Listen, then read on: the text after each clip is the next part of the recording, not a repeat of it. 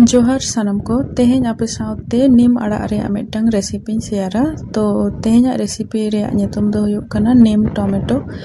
ओनाते नॉय तरा नोडे किछु मसलाñ हताव का तुड़ी रसुन बेरेल मरीच और नीम साकाम नॉय तरा रिद हुई कना।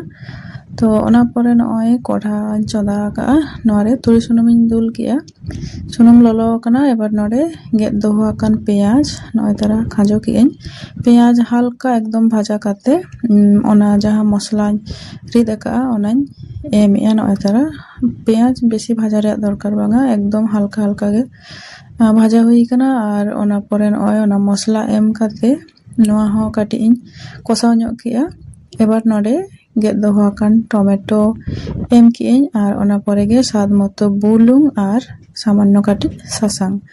तो नोआ को एम काते आरो मी घड़िñ कोसाव ñoगेया कोसाव काते गे नोडे परिमाण मतो दा एम काते हेडेज लेखान गे और ग्रेवी हुई लेखान गे उतु रेडी ना।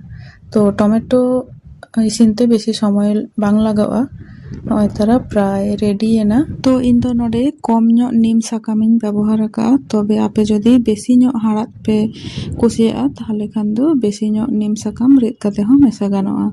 तो तेहेña नीम टमेटो रेसिपी चलका हुई कना अवश्य गे कमेंट माध्यम ते बाड़ाय होचुñ पे मा तबे जोहार।